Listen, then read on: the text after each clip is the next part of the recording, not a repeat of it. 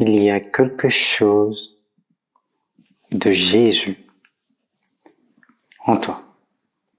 There is something about Jesus in you.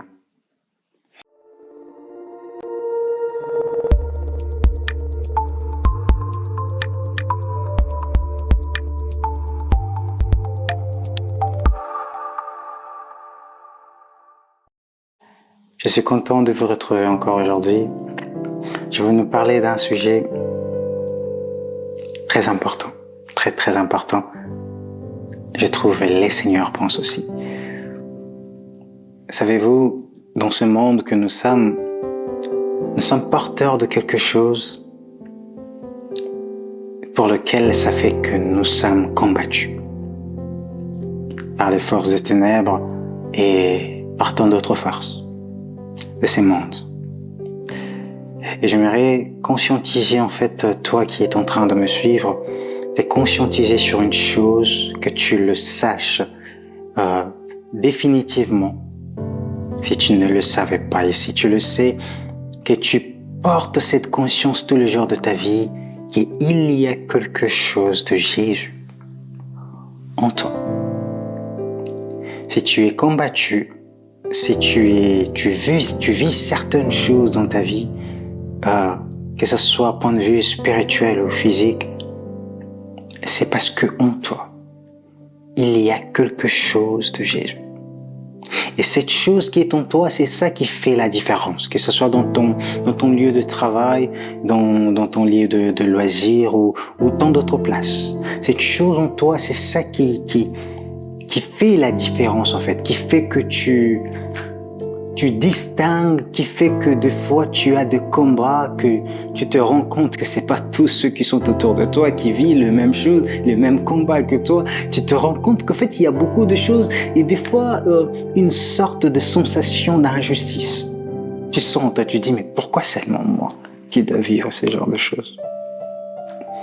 Parce que il y a quelque chose de Jésus en toi.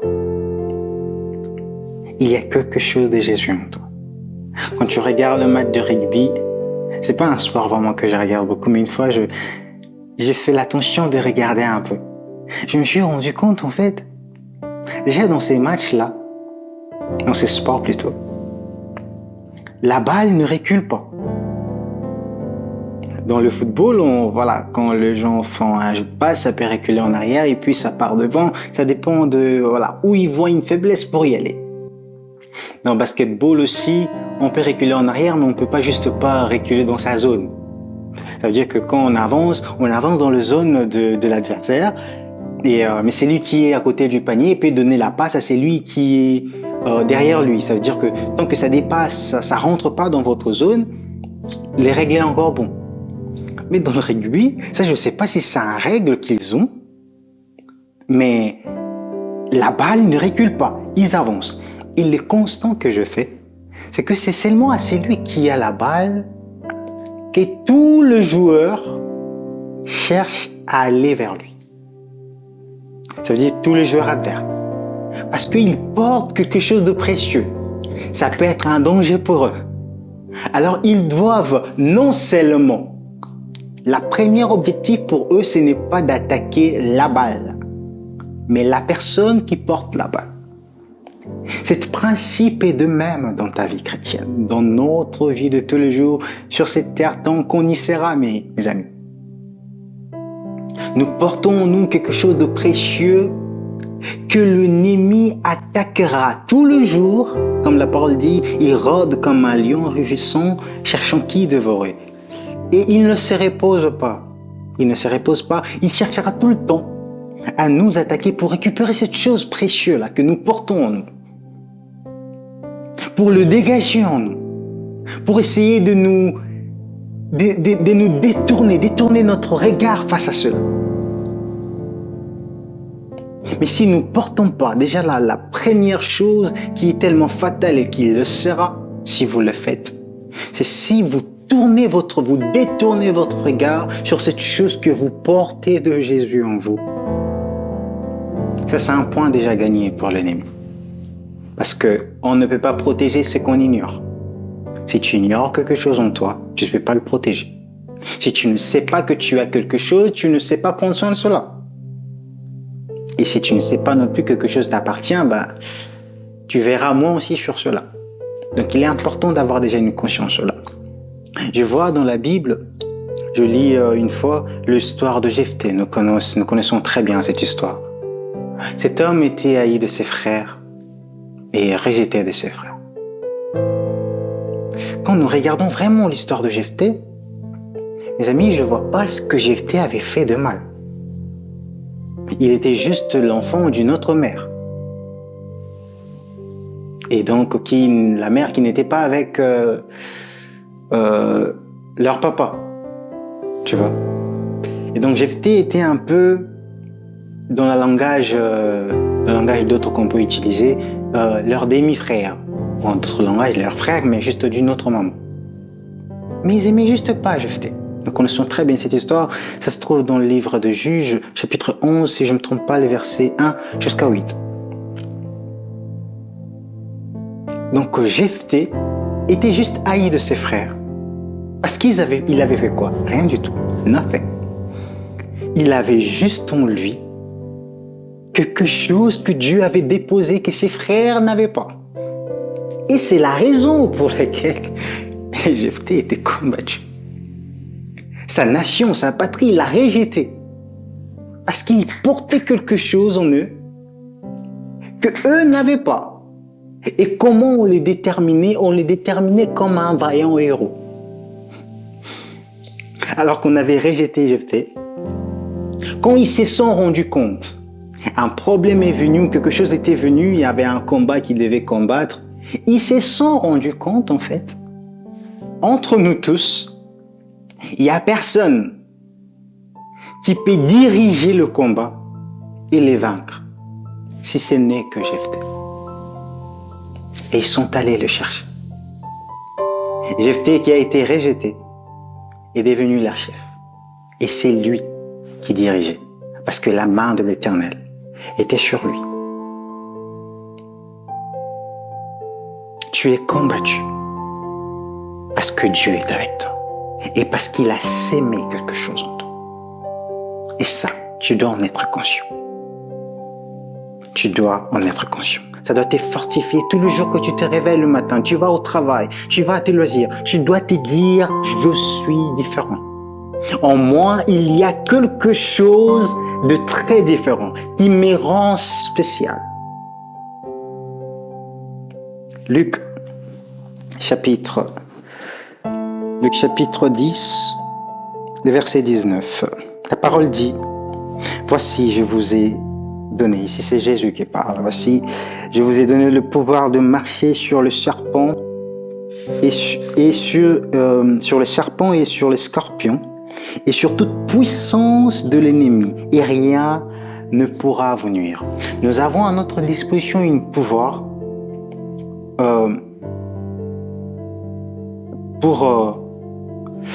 disons qui est au-dessus de la puissance de l'ennemi. Nous avons en nous un pouvoir qui surpasse la force du diable. Mais il y a une chose que cette parole a dit. À la fin, le Christ a dit, rien ne pourra vous nuire. Entendons-nous, le Seigneur n'a pas dit, rien ne voudra pas vous nuire. Il a dit, rien ne pourra vous nuire. Ça veut dire qu'ils voudront vous nuire. Ils voudront vous faire du mal. Ils voudront vous nuire. Ils le voudront. Et quand ils le veulent, quand on veut quelque chose, on tente. On fait des tentations. On essaye de tout le moyen pour essayer de réaliser ce qu'on veut. Donc quand on veut, on tente, on part de moyens. Le Seigneur n'a pas dit « ils ne voudront pas vous nuire » ou « rien ne voudra pas vous nuire ». Mais il a dit « rien ne pourra vous nuire ». En d'autres termes, ils ont le vouloir, mais ils n'ont pas le pouvoir. Ils ont le désir de vous faire. C'est pourquoi ils attaquent. C'est pourquoi ils font tout ce qu'ils peuvent. C'est pourquoi ils font tout ce qu'ils peuvent pour essayer de vous avoir. Mais rien ne pourra vous nuire. Rien ne pourra vous nuire. Jérémie 1, le verset 1, chapitre 1, le verset 19. La parole dit que ils vous feront la guerre, mais ils ne vous vaincront pas. Ils le feront. Cette parole accompagne justement cette parole qui est Dieu le Christ. Et rien ne pourra vous nuire. Et non, rien ne voudra vous nuire. Et en Jérémie, qu'est-ce que le Seigneur a dit? Ils vous feront la guerre. Ça attendez-vous, mes amis. Ça attendez-vous, mes frères, mes sœurs, attendez-vous à cela. Que la guerre vous soit déclarée, que la guerre vous soit faite. Dans vos lieux de travail, dans votre maison, dans votre relation, dans votre vie quotidienne, dans vos loisirs, dans le loisir de vos enfants, à l'école de vos enfants, et si vous étudiez encore, à votre école, dans vos études. Ils vous feront la guerre. Mais la bonne nouvelle, ils ne vous vaincront pas. Pourquoi? Parce que l'Éternel, notre Dieu, est avec toi. Il est avec toi. Il y a quelque chose de Jésus en toi. Si certaines personnes te jalousent, ont la jalousie contre toi, ne te demande pas d'autres questions. C'est parce qu'il y a quelque chose en toi. Et n'essaye pas de combattre ce que tu ne peux pas combattre. N'essaye pas de combattre ceux qui sont jaloux contre toi. N'essaye pas de combattre ceux qui sont prédestinés à te combattre. Parce que toi, tu es déjà prédestiné à gagner. Ils vous feront la guerre. Ça a été prédestiné. Ça a été déjà dit. C'est certain. Et ils ne vous vaincront pas. Ça aussi, c'est certain. C'est certain. Retenez ceci, mes amis. There is something about Jesus in you. Il y a quelque chose de Jésus en toi. Ah oui, il y a quelque chose de Jésus en toi. Et tu dois être conscient de cela. Et quand tu es conscient de cela, même dans ton lieu de travail, tu distingueras. Même dans tes études, tu distingueras. Même là où les gens ne montrent pas la tête, tu ne voudras pas forcément montrer ta tête. Ta tête montrera tout seul. Parce que il y a quelque chose de Jésus en toi. Et quand tu es combattu même au travail, jalousé au travail, au foot ou je ne sais pas, dans vos loisirs, je sais pas quel sport vous faites ou vos enfants font, et au fond plutôt, et ou bien dans vos études ou je ne sais pas, dans votre maison, dans votre relation, vos santé de combat, c'est normal. C'est normal. Mais ce qui ne sera plus normal, c'est quand vous prendrez ces combats comme étant la fin de choses. Comme étant la chose suprême. La chose suprême que vous devez garder en vous et qui doit vous faire persévérer dans votre foi. C'est que vous avez en vous quelque chose de Jésus. C'est pourquoi les gens se dirigent vers vous. Les combats viennent vers vous. Le jour que vous n'aurez plus de combat dans la vie, sur cette terre, mes amis, posez-vous des questions. Impossible, dans ces mondes que nous nous trouvons, tu portes en toi quelque chose de précieux que le Seigneur Jésus a mis en toi et que le monde te laisse tranquille. Je bénis le Seigneur pour une femme très forte qui a été mon mentor une fois, qui a été mon mentor autrefois, je vais dire. Elle m'a dit, et elle s'appelait Maman Sephora, paix à son âme. Elle repose dans les mains du Seigneur en ce moment. Maman Sephora m'a dit, Sabaoth, le diable ne te laissera jamais le temps pour servir le Seigneur. Et le monde ne te donnera jamais le temps pour servir le Seigneur. Tu dois y trouver ce temps. Pour me dire, en fait, ce monde ne pourra jamais me laisser tranquille. Parce que j'ai quelque chose de précieux en moi. Et si je veux que ces choses précieuses en moi puissent servir en quelque chose, je dois m'y forcer à le faire. Il y a quelque chose de Jésus en vous. Et soyez conscients de cela. Que le Seigneur bénisse sa parole et vous bénisse. Et je vous souhaite une bonne soirée si vous êtes dans le soir et une belle journée si vous êtes dans le jour. Shalom.